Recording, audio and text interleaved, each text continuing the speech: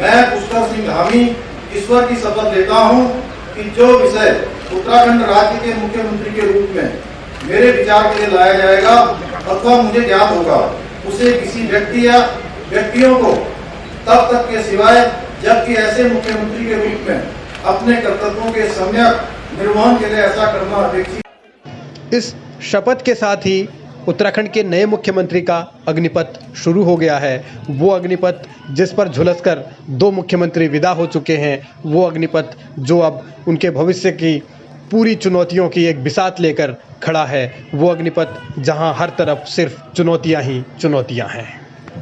प्रदेश के अंदर हमारी सारी चीज़ें प्रभावित हुई हैं। इसमें हमारी 4 धाम यात्रा है, हमारे पर्यटन का व्यवसाय करने वाले जो छोटे और बहुत आजीविका छोटे से दुकानदारी से अपनी आजीविका चलाने के कारण जिनकी आजीविका का पूरी निर्भरता केवल और केवल ये पर्यटकों से और आने वाले लोगों से या श्रद्धालुओं से होती थी, उनकी आजीविका पर जो है बहुत मुश्किल में उनका जीवन खड़ा हो गया। इस समय जीवन पर्यटन पटरी पर कैसे उतरेगा, अर्थव्यवस्था कैसे सुधरेगी, राज्य की जो तमाम व्यवस्थाएं हैं वो कैसे बहाल होंगी, कैसे सिस्टम सुधरेगा, ये ऐसे सवाल हैं जिनका जवाब तलाशने में संभवतः धामी को भी बहुत वक्त लगेगा। लेकिन उससे पहले दिन भर जो ड्रामा चला, यानी शपथ से पहले कई बड़े चेहरे, बड़े नेता, बड़े विधायक नाराज हो गए। अजय भट्ट, मदन कौशिक को उन्हें संभालना पड़ा। हालांकि इस नाराजगी को किसी ने खुले तौर पर नहीं कहा, लेकिन शब्दों में सब कुछ झलक गया। कहीं कोई विवाद नहीं है जो तय कर लिया है विधानमंडल दल में, और उस पर मुहर हमारे राष्ट्रीय नेतृत्व की लग गई है, तो उसके बाद कहीं से कहीं विवाद होने का कोई कारण ही नहीं है। मैं समझता हूँ ये सरासर निराधार बात है, किसी कोई दम इस बात में नहीं है और सब एकजुट हैं और भारतीय जनता पार्टी को सब एक साथ लेकर चलेंगे। कोई नाराज़ी नहीं उस विषय को लेकर। नाराज़गी का केवल ये कारण हो सकता है कि वो पार्टी के वरिष्ठ लोग हैं, वरिष्ठ लोगों को से आपस में बैठ के तय करना चाहिए। उनकी इतनी नाराज़गी होगी और कुछ थोड़ी नाराज़गी होगी। सबसे पहले तो मैं दौड़ में था, जब मैं नाराज़ नहीं हूँ तो और काहे के लिए। और मैं कह सकता हूँ कि भारतीय जनता पार्टी में कहीं कोई नाराज़गी नहीं है।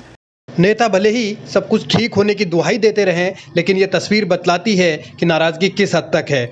एक मुख्यमंत्री को एक सीनियर विधायक के घर जाना पड़ा, वो भी तब जबकि उन्होंने मंत्री पद की शपथ नहीं ली थी। तो इससे साफ झलकता है कि पार्टी के अंदर एक भयंकर तूफान है जो फिलहाल तो शांत कर दिया गया है, लेकिन शांत कब तक रहेगा ये बड़ा पहलू है। सतपाल महाराज के अलावा हरक सिंह रावत भी खफा थे और उनकी नाराज़गी जिस रूप में आई है, तो आगे वो क्या कदम उठाएंगे इस पर अभी कुछ कहा नहीं जा सकता।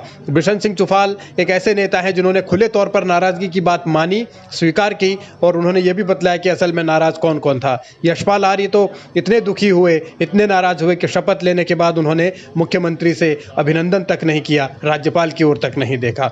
धन सिंह रावत कैबिनेट मंत्री बना दिए गए हैं, उन्होंने खुद माना कि वो मुख्यमंत्री पद की रेस में सबसे आगे थे, फिर भी पिछड़ गए, तो तकलीफ कितनी हुई होगी इसका एहसास उन्हीं को हो सकता है।